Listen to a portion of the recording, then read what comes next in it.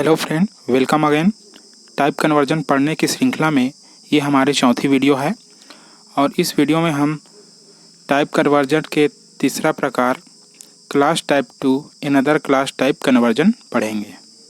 ठीक है, इससे पहले हम एक्सप्लिसिट कन्वर्जन के दोनों टाइप के बारे में पढ़ चुके हैं, है ना। तो चलिए स्टार्ट करते हैं।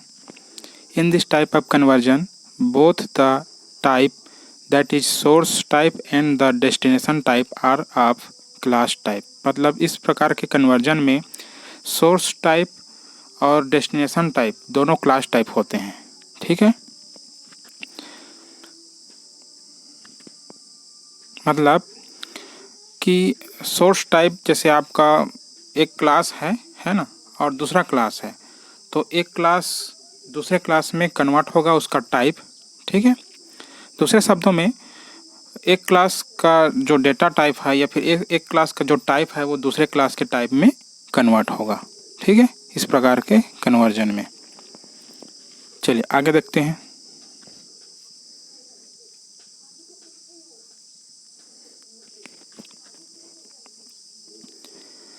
Class type two another class type conversion. ठीक है, ये दो तरीके से परफॉर्म हो सकते हैं। दो तरीके हैं इसको परफॉर्म करने के लिए। पहला है यूजिंग कंस्ट्रक्टर, कंस्ट्रक्टर का उपयोग करके, और दूसरा है कास्टिंग ऑपरेटर जिसको हम कन्वर्जन फंक्शन भी कहते हैं। ठीक है, तो दो तरीके हैं। एग्जांपल देख लेते हैं। जैसे कि हमारे पास दो क्लास है, क्लास ए और क्लास बी, और हम चाहते हैं कि क्लास ए में जो डेटा मेंबर है ना 5 और 6, ठीक है, जो कि ए और बी में स्टोर है, उसको हम क्लास बी में असाइन कराना चाहते हैं। ठीक है, तो उसके लिए हमको सबसे पहले क्लास ए के टाइप को चेंज करना पड़ेगा क्लास बी के टाइप में। ठीक है, तो बी1 क्या है आपका क्लास बी का ऑब्जेक्ट है और ए1 आपका क्लास ए का ऑब्जेक्ट है। तो जब ये वाला स्टेटमेंट लिखेंगे तो ए1 का जो टाइप है वो बी1 में पहले चेंज होगा, उसके बाद फिर जो वैल्यू है वो असाइन होगा। ठीक है, डायग्राम के माध्यम से इसको समझते हैं। चलिए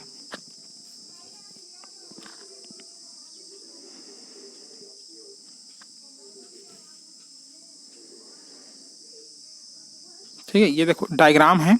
ए क्लास है, बी क्लास है, और ए में दो वेरिएबल है एम और एन। ठीक है, एम में 5 है, 5 स्टोर है, और एन में 6 स्टोर है। ठीक है, जब ये वाला स्टेटमेंट करेंगे b1 equal to b1 assignment operator a1, ठीक है, तो यहाँ पे क्या होगा 5 और 6, ठीक है, वो असाइन हो जाएगा किसमें, ए और बी के लिए।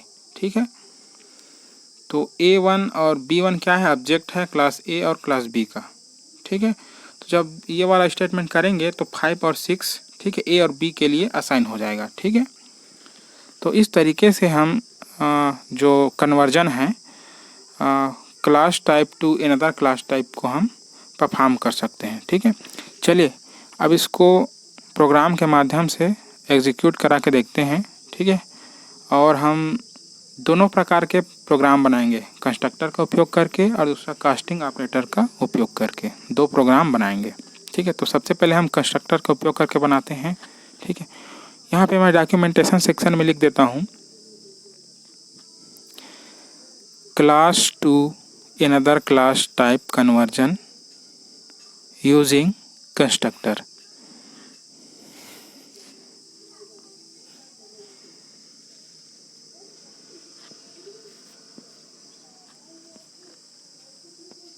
ठीक है,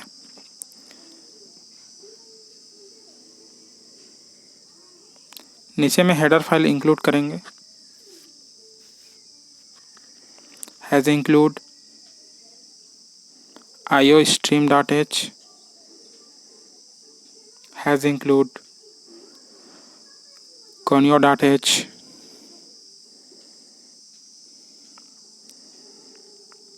उसके बाद क्लास, और क्लास नेम में मैं दे देता हूँ ए।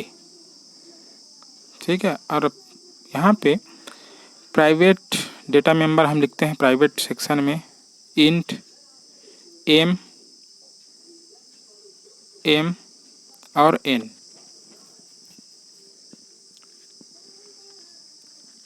चलिए अब पब्लिक एरिया में चलते हैं। पब्लिक पब्लिक मेंबर फंक्शन हम यूज़ करेंगे वाइड गेट डेटा, जो कि पैरामीटर लेगा इंट x और इंट y। ठीक है, इसको हम यहीं पे डिफाइन कर देते हैं क्लास के अंदर में ही। ठीक है, x की वैल्यू को m में असाइन करेंगे और y की वैल्यू को n में असाइन करेंगे। ठीक है, मतलब x की वैल्यू m में जाएगा और y की वैल्यू n में जाएगा।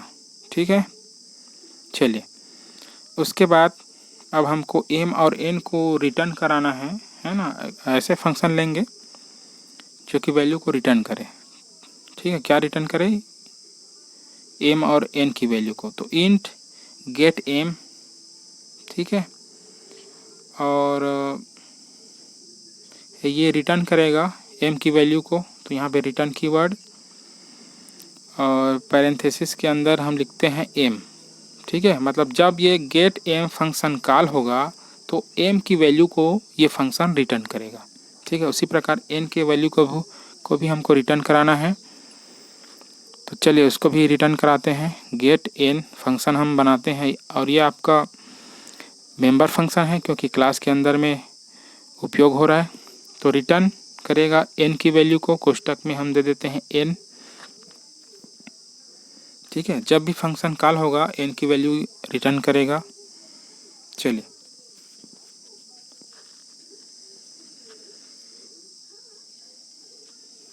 अभी आपका क्लास A कंप्लीट हो गया। अब चलते हैं क्लास B।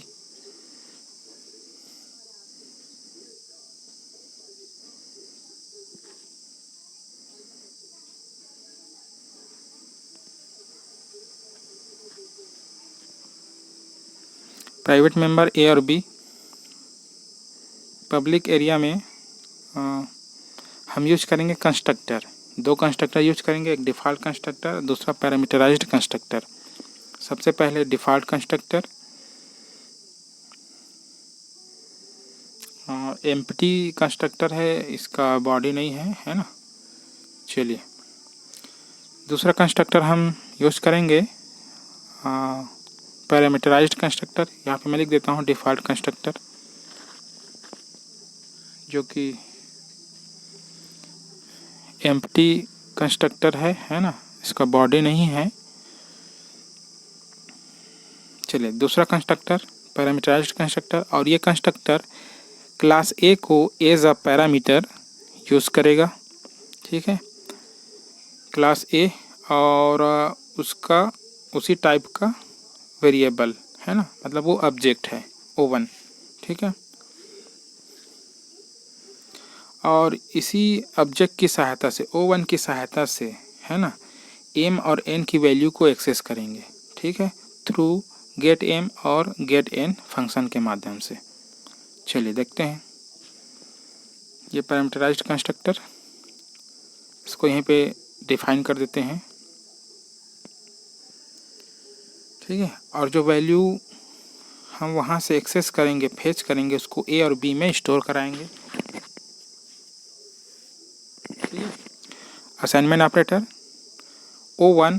ठीक है, O1 की सहायता से हम गेट m फंक्शन को कॉल कर रहे हैं, और गेट m फंक्शन किसकी वैल्यू को रिटर्न कर रहा है? m की वैल्यू को रिटर्न कर रहे हैं। और m में क्या है, जो हम वैल्यू देंगे वो रहेगा m में। ठीक है, जब हम एग्जीक्यूट करेंगे प्रोग्राम को। ठीक है,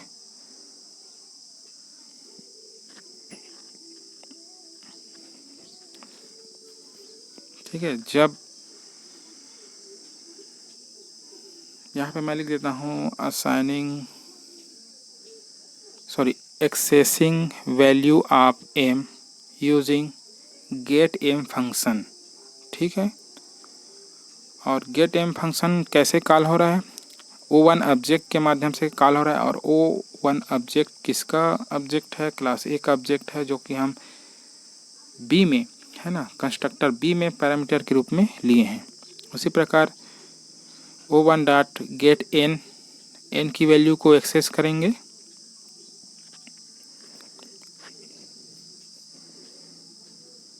यहाँ पे लिख देता हूँ accessing value of n using get n function.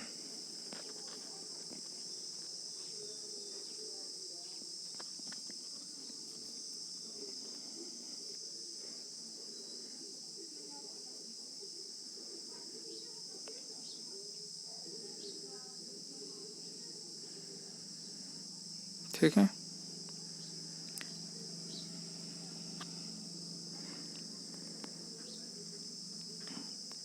या फिर इसको इस तरीके से लिख सकता हूँ,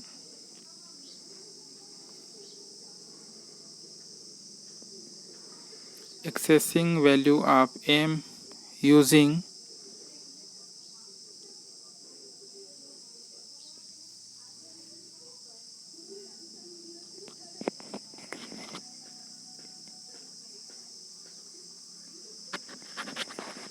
एस ऑब्जेक्ट। ठीक है, मतलब ए के ऑब्जेक्ट के माध्यम से हम m की वैल्यू को क्या कर रहे हैं, एक्सेस कर रहे हैं, ऐसा भी लिख सकते हैं। ठीक है, क्योंकि ए क्या है हमको पता है, क्लास है, और O1 उसका ऑब्जेक्ट है ना। तो O1 क्या है, ए टाइप का वेरिएबल कह सकते हैं। ठीक है, उसके माध्यम से हम एक्सेस कर रहे हैं गेट m और गेट n को। ठीक है, चलिए ये क्लियर है ना। O1 की सहायता से m की वैल्यू गेट m फंक्शन को कॉल कर रहे हैं, और गेट m फंक्शन आपका कहना चाहिए m को रिटर्न करेगा। ठीक है, और ये n को रिटर्न करेगा, वैल्यू a और b में जा रहा है। ठीक है, अब इसको हम शो कराएंगे शो फंक्शन की सहायता से।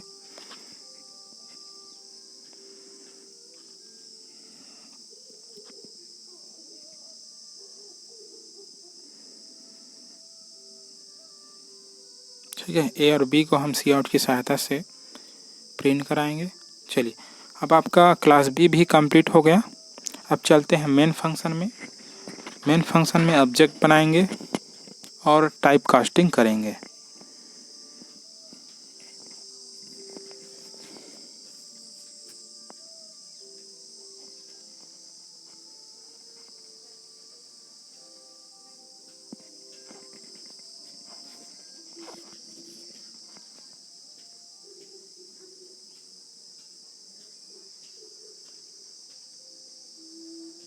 ठीक है, तो गेट m और गेट n रिटर्न करेगा m और n की वैल्यू को।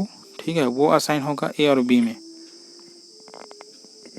ठीक है, और b जो पैरामीटराइज्ड कंस्ट्रक्टर है, जैसे ही ऑब्जेक्ट बनेगा वो ऑटोमेटिक इनिशियलाइज करेगा। ठीक है, उसका काम है ऑटोमेटिक इनिशियलाइज करना।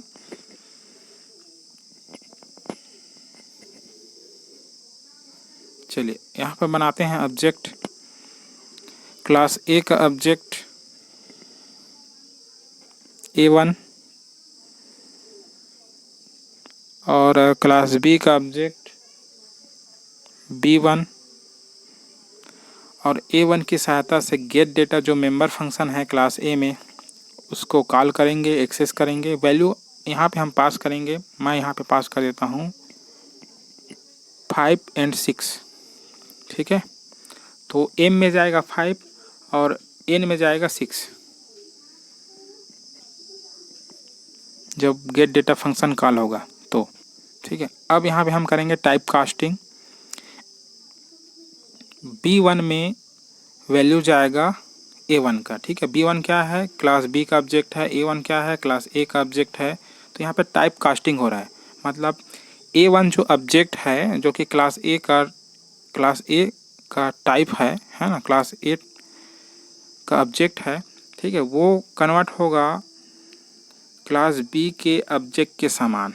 ठीक है, और कन्वर्ट होने के बाद जो A1 में जो वैल्यू है, ठीक है, m और n का 5 और 6, वो जाएगा B1 में। ठीक है, B1 में जो वेरिएबल है a और b, उसमें वो कॉपी हो जाएगा। ठीक है, तो यहाँ पे टाइप कास्टिंग हो रहा है क्लास टू क्लास। ठीक है, A1 क्लास A का ऑब्जेक्ट है, B1 क्लास B का ऑब्जेक्ट है, और हमको पता है कि टाइप सेम होना चाहिए, तभी वहाँ पे टाइप कास्टिंग होगा। ठीक है,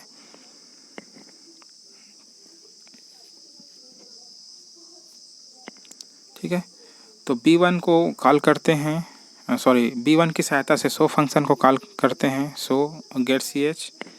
आपका प्रोग्राम कंप्लीट हो चुका है।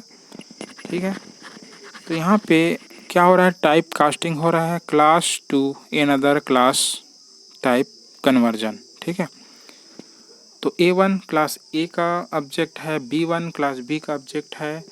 तो जब ये स्टेटमेंट लिखेंगे तो A1 कन्वर्ट होगा क्लास B के टाइप में। ठीक है, चलिए 0 एरर रन कराते हैं। ठीक है, सक्सेसफुली रन हो चुका है। A की वैल्यू 5, B की वैल्यू 6। ठीक है, तो इस तरीके से कंस्ट्रक्टर के माध्यम से हम class type two another class type conversion perform कर सकते हैं। ठीक है, इसके बाद अब हम कास्टिंग ऑपरेटर की सहायता से टाइप कास्टिंग करेंगे।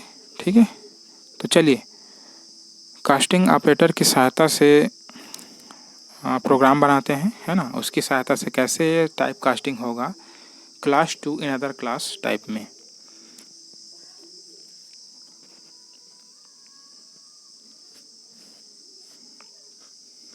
ठीक है, एक नया फाइल लेते हैं, न्यू। ठीक है, ब्लैंक, और यहाँ पे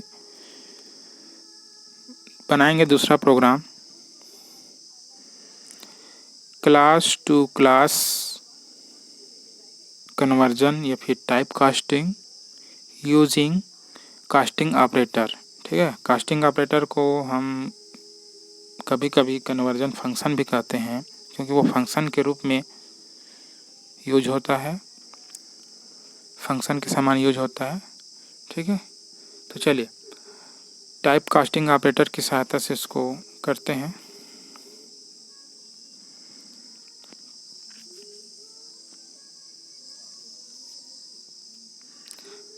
हेडर फाइल हम इंक्लूड कर लिए हैं, has include iostream.h, has include conio.h।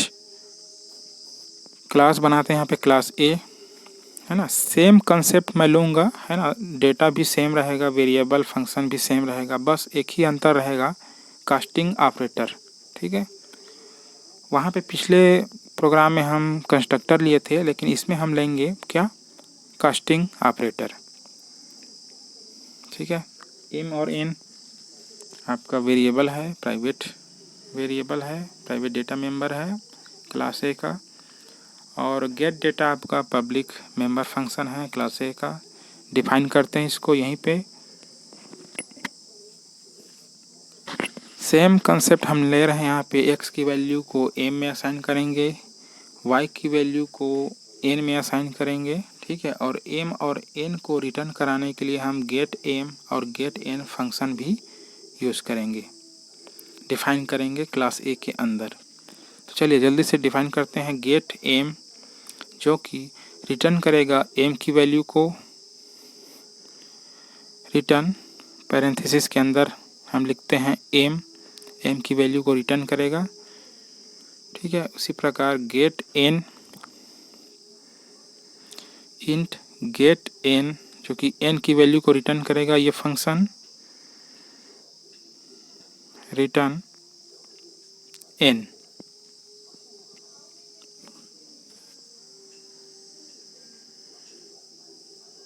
चलिए ये क्लास A कंप्लीट। अब चलते हैं क्लास B में, और क्लास B में हम बनाएंगे प्राइवेट डेटा मेंबर A और B,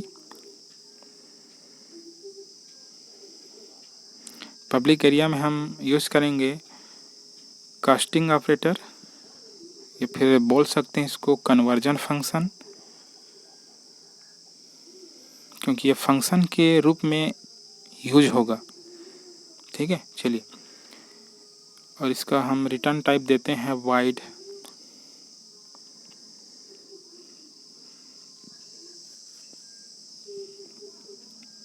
ऑपरेटर कीवर्ड है C++ का। ठीक है, असाइनमेंट ऑपरेटर यहाँ पे। ठीक है, मतलब यहाँ पे असाइनमेंट ऑपरेटर ओवरलोड हो रहा है एक्चुअल में।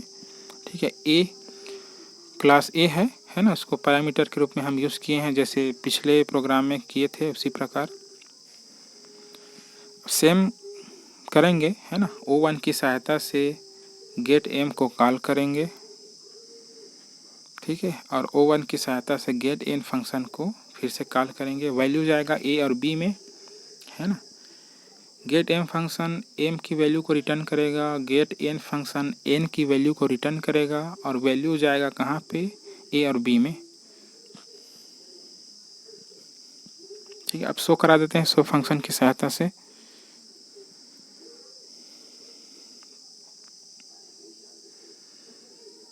सी आउट ए,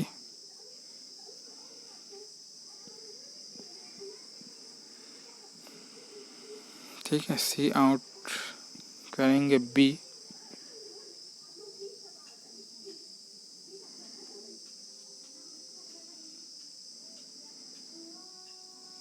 ठीक है। और आपका क्लास बी भी कंप्लीट हो गया। आप चलते हैं मेन फंक्शन में, wide main CLR previous output को क्लियर करने के लिए ऑब्जेक्ट बनाएंगे, ए का A1 और बी का B1,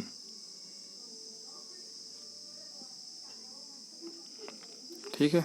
A1 की सहायता से गेट डेटा जो मेंबर फंक्शन है क्लास ए का उसको कॉल करते हैं और वैल्यू पास करेंगे इसके अंदर। मैं यहाँ पे पास करता हूँ सेम वैल्यू 5 और 6, ठीक है। अब यहाँ पे हम करेंगे टाइप कास्टिंग, ठीक है। B1 असाइनमेंट ऑपरेटर A1, ठीक है। B1 क्लास B का ऑब्जेक्ट है, A1 क्लास A का ऑब्जेक्ट है। तो यहाँ पे क्या हो रहा है, क्लास A1, ठीक है, जो आपका क्लास A का ऑब्जेक्ट है, ठीक है, उसका टाइप कन्वर्ट होगा क्लास B के टाइप के समान, ठीक है, तभी कहना चाहिए कन्वर्जन होगा, ठीक है। तो A1 कन्वर्ट हो रहा है B1 मतलब क्लास B के टाइप के समान, ठीक है। और जब कन्वर्जन होगा तो A की वैल्यू B में असाइन होगा, ठीक है। B1 की सहायता से शो फंक्शन को कॉल करेंगे, फिर गेट CH, ठीक है, और आपका प्रोग्राम कंप्लीट, ठीक है। कंपाइल करते हैं, 0 एरर, ठीक है। रन करेंगे, ओह A और B, अच्छा वहाँ पे हम A और B को यहाँ पे देना पड़ेगा, है ना। A और B, ठीक है। कंपाइल करते हैं, 0 एरर, ठीक है। रन करते हैं, ये देखिए A = 5 B = 6, ठीक है। प्रोग्राम सही तरीके से रन कर रहा है, ठीक है। टाइप कास्टिंग हो चुका है, ठीक है। तो इस तरीके से हम ऑपरेटर जो उसकी सहायता से हम टाइप कास्टिंग कर सकते हैं, ठीक है। वीडियो अच्छा लगा तो लाइक करें, कमेंट करें, शेयर करें और हमारे चैनल को सब्सक्राइब करें। Thank you.